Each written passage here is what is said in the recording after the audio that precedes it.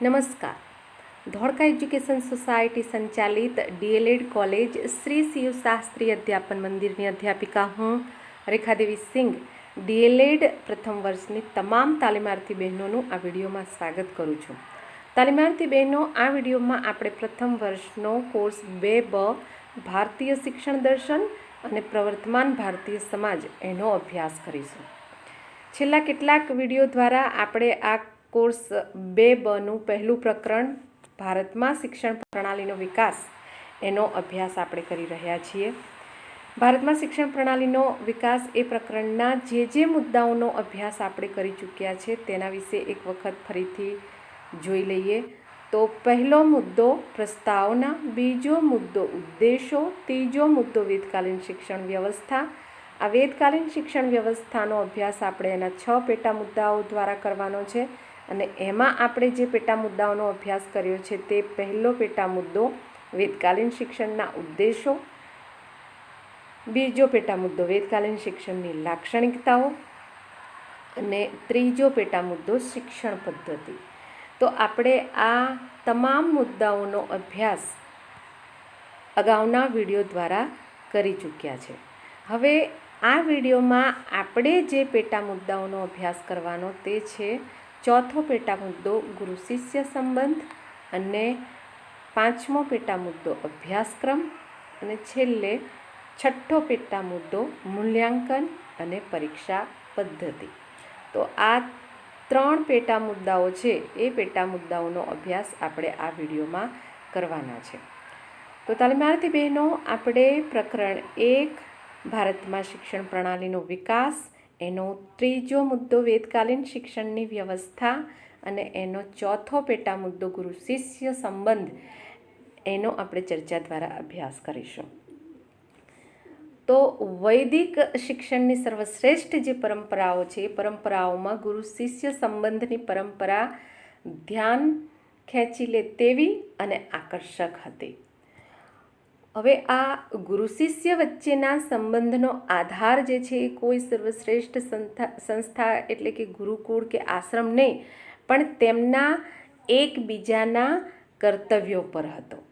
तो आ गुरु शिष्यना एकबीजाना जे कर्तव्यों एटले के पारस्परिक कर्तव्यों छे ए कया कया छे एना विषे आपणे चर्चा करीशुं। तो सौप्रथम आपणे जे शिष्यनी फरजो एटले कि जे शिष्यनुं कर्तव्य जे छे ए शुं छे एना विषे आपणे चर्चा करीशुं। तो विद्यार्थीओ जे छे ए गुरुओने ऊंडा अने आदर भावथी जोता अने हृदयथी तेमनुं सन्मान करता। आ जे शिष्यो छे ए गुरुने माता पिता, देवता के राजा जेवुं उच्च स्थान अने मान आपता।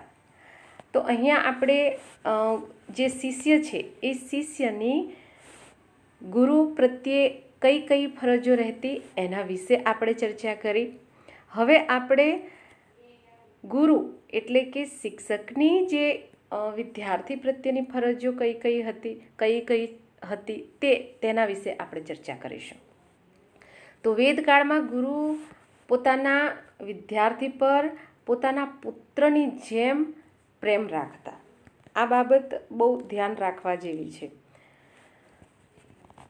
अने ए समये एटले के वेदकाळमां ते वखतना ऋषिओ एटले के वैदिक ऋषिओए आ गुरुने विद्यार्थीना आध्यात्मिक पिता कह्या छे। हवे आध्यात्मिक पिताने अंग्रेजीमां स्पिरिच्युअल फाधर कह्या छे। तो पोताना विद्यार्थी हवे ए वखते जे छे गुरु जे छे ए पोतानो विद्यार्थी कोई भूल करे तो एनी जवाबदारी जे छे ए गुरु प्रत्ये रहती। एटले के पोताना विद्यार्थीनी क्षतिओ एटले के भूल, कोई खामी अथवा तो भूल थाय ते बाबत। तो पोताना विद्यार्थीनी क्षतिओ माटे गुरु जे छे ए नैतिक जवाबदार गणाता। गुरु विद्यार्थीओने ज्ञान आपता, तेमना चारित्रનું ઘડતર કરી સારી ટેવોનું સિંચન કરતા તેમજ તેમના માટે ભોજન અને વસ્ત્રોની વ્યવસ્થા કરતા। એ વખતે જો શિષ્ય બીમાર પડે, એટલે કે શિષ્યની માંદગી વખતે ગુરુએ પિતાની જેમ તેની સારવાર અને શુશ્રૂષા કરવાની રહેતી. હવે ગુરુ અને શિષ્ય એ બંને પરસ્પર સ્નેહ, સન્માન, વિશ્વાસ અને કર્તવ્યની ભાવનાથી પ્રેરાયેલા હતા. બંનેનું જીવનનું જે લક્ષ્ય જે છે એ સમાન હતું, એટલે કે એક જ હતું. તો કયું લક્ષ્ય? તો જ્ઞાન અને સંસ્કૃતિનું સંરક્ષણ, સંવર્ધન, પ્રસાર તેમજ જીવન અને આચરણમાં એના મહત્ત્વને સિદ્ધ કરવું. તો તાલીમાર્થી બહેનો, અહીંયા સંરક્ષણ શબ્દ છે. સંરક્ષણ એટલે કે રક્ષણ કરવું અને સંવર્ધન એટલે કે સાચવવું. આ શબ્દો જે છે એ ખાસ એનો અર્થ સમજાવવો બહુ જરૂરી છે.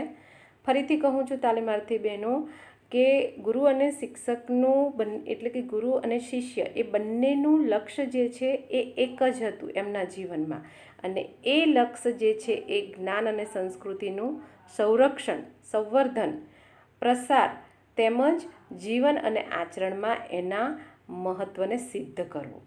તો ફરીથી સંરક્ષણ એટલે કોનું? તો કે જ્ઞાન અને સંસ્કૃતિનું. સંવર્ધન એટલે કે સાચવવું. તો સંવર્ધન કોનું? તો જ્ઞાન અને સંસ્કૃતિનું. પ્રસાર એટલે કે ફેલાવો કરવો તે.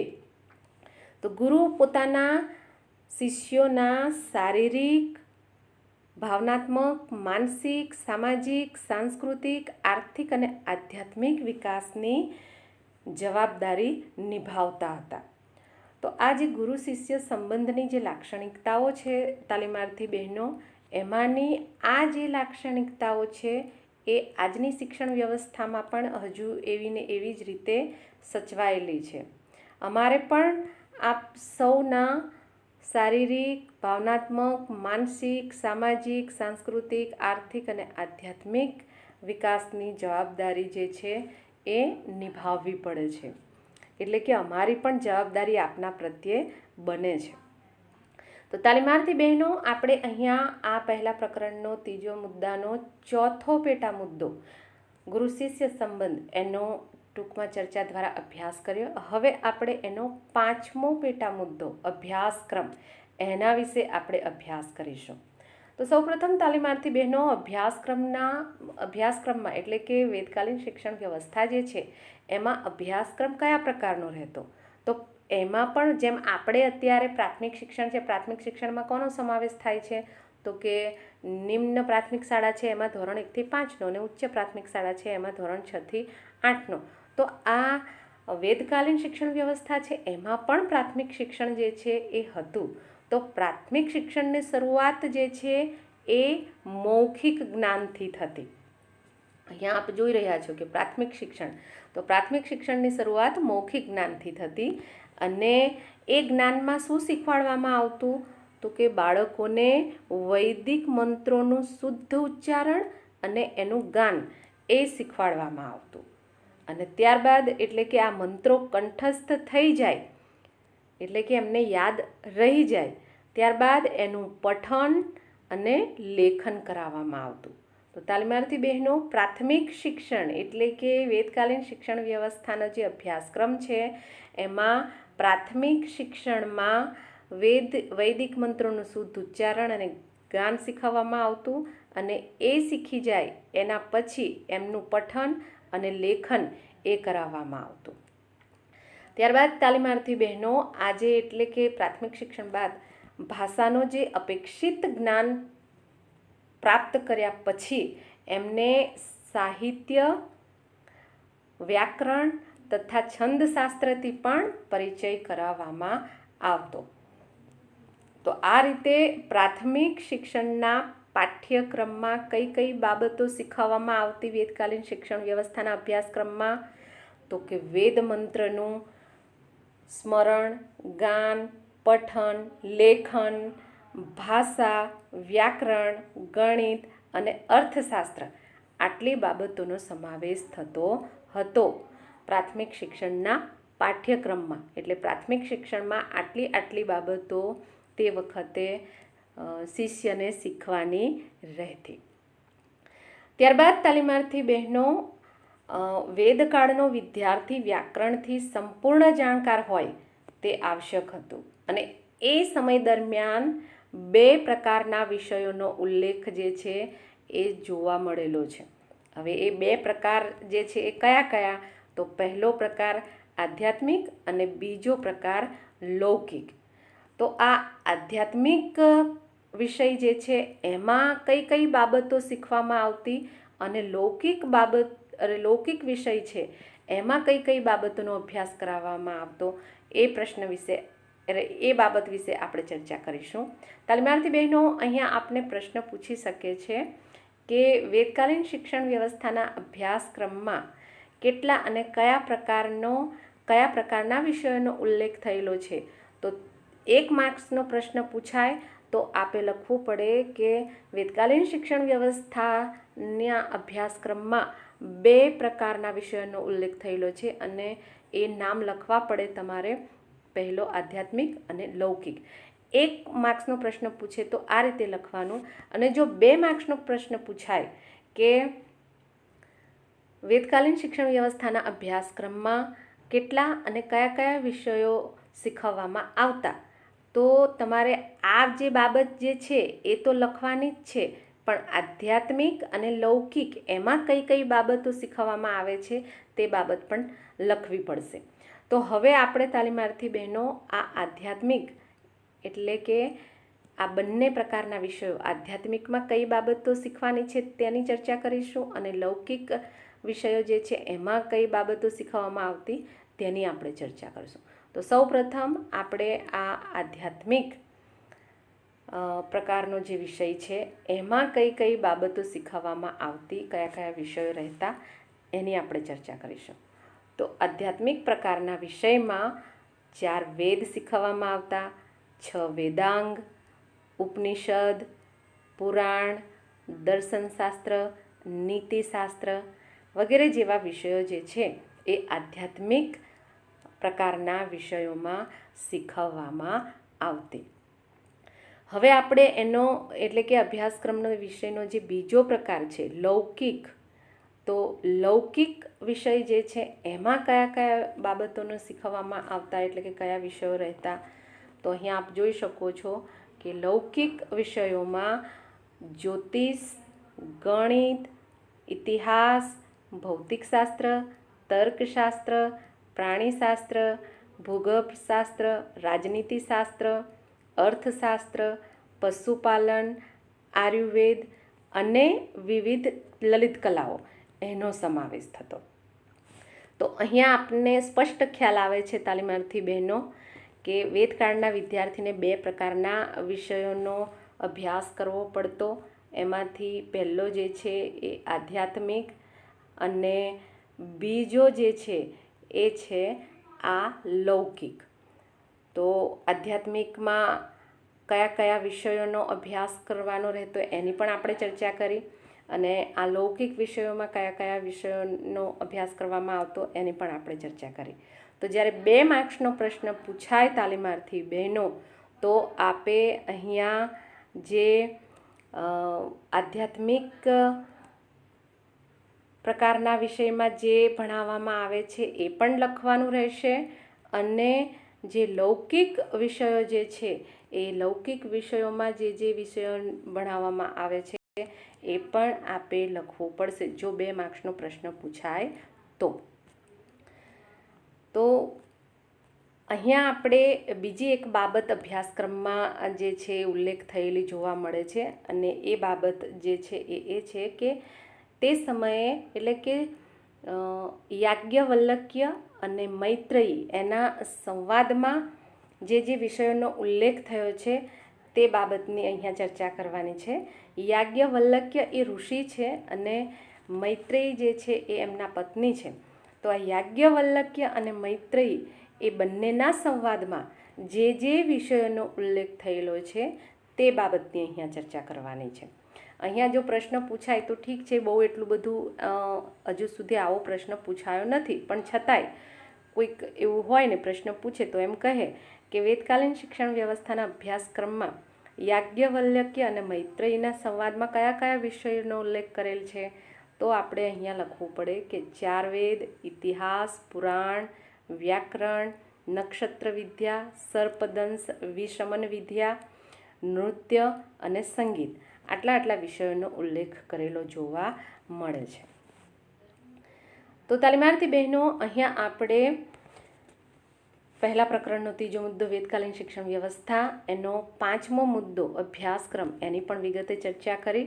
હવે આપણે આ ત્રીજો મુદ્દો વેદકાલીન શિક્ષણ વ્યવસ્થાનો છેલ્લો એટલે કે 6થો પેટા મુદ્દો મૂલ્યાંકન અને પરીક્ષા પદ્ધતિ, એનો ચર્ચા દ્વારા અભ્યાસ કરીશું.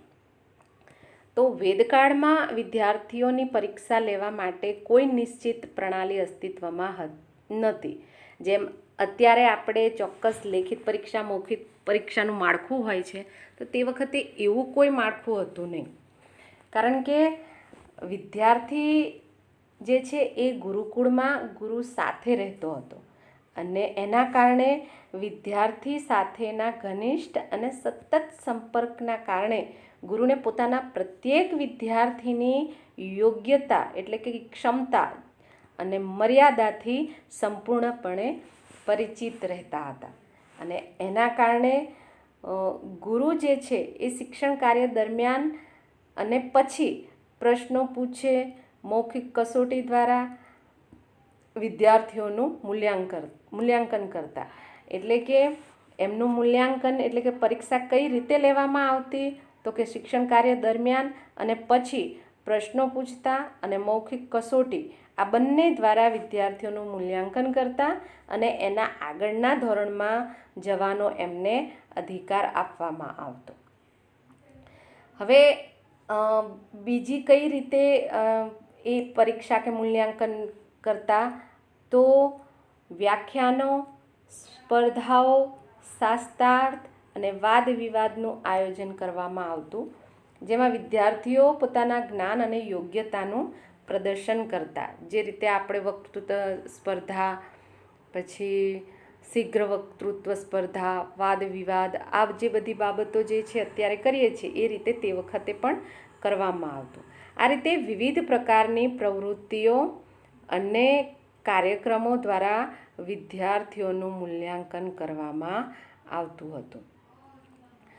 તો તાલીમાર્થી બહેનો, આપણે અહીંયા ત્રીજો મુદ્દો વેદકાલીન શિક્ષણ વ્યવસ્થાના જે 6 પેટા મુદ્દા છે એનો અભ્યાસ સંપૂર્ણ કરીએ છીએ. ફરીથી એક વખત આપણે આ ત્રીજા મુદ્દામાં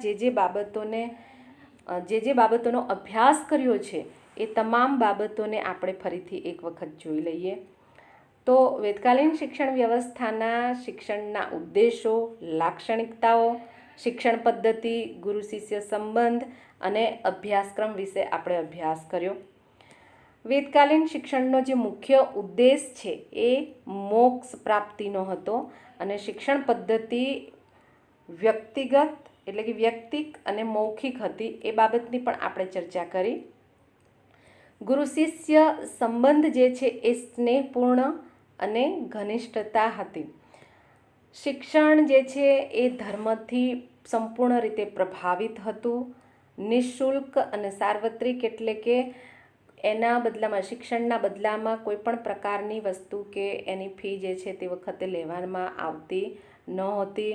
બાહ્ય નિયંત્રણમાંથી મુક્ત હતું, એટલે કે બીજા રાજ્યો, રાજાઓ, મંત્રીઓ કે પ્રજા જે છે એ શિક્ષણ કાર્યમાં કોઈ પણ પ્રકારનો હસ્તક્ષેપ કરતા ન હતા. એ બાબતની પણ આપણે ચર્ચા કરી.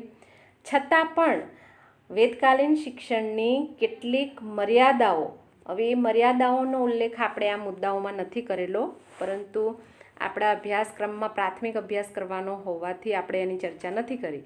પણ વેદકાલીન શિક્ષણની પણ કેટલીક મર્યાદાઓ હતી અને મર્યાદાઓને કારણે બીજા 2 ધર્મોનો ઉદય થયો. અને એ 2 ધર્મો છે બૌદ્ધ ધર્મ અને જૈન ધર્મ. જે આની પહેલાંનો વિડીયો છે એમાં એટલે કે આની પહેલાંનો આપણે જ્યારે પહેલો મુદ્દો છે વૈદિક શિક્ષણ વ્યવસ્થા એટલે કે વેદકાલીન શિક્ષણ વ્યવસ્થાની શરૂઆત કરી હતી, ત્યારે મેં ઇતિહાસનો ટૂંકમાં પરિચય આપ્યો હતો.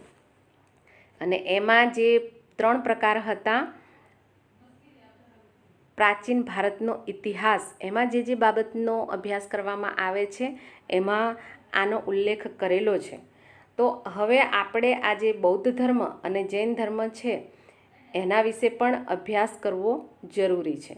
એટલે કહેવાનો મતલબ કે આના પછીનો જે મુદ્દો છે બૌદ્ધકાલીન શિક્ષણ વ્યવસ્થા, એનો આપણે અભ્યાસ કરીશું ત્યારે આ બંનેનો સમાવેશ થઈ જશે. એટલે કે બંને મુદ્દો જે છે બૌદ્ધ ધર્મ અને જૈન ધર્મ, એ બંને મુદ્દાઓના અભ્યાસનો સમાવેશ થઈ જશે. તો તાલીમાર્થી બહેનો, અહીંયા આપણે આ પહેલા પ્રકરણનો ત્રીજો મુદ્દો વેદકાલીન શિક્ષણ વ્યવસ્થા, એના 6 મુદ્દાઓ એટલે કે 6 પેટા મુદ્દાઓનો અભ્યાસ પૂર્ણ કરીએ છીએ. હવે પછીના વિડીયોમાં આપણે બીજો એટલે કે ચોથો પેટા મુદ્દા બૌદ્ધકાલીન શિક્ષણ વ્યવસ્થા, એના અભ્યાસ માટે મળીશું. અને બીજા વિડીયોમાં આપ સૌને ફરીથી મળું.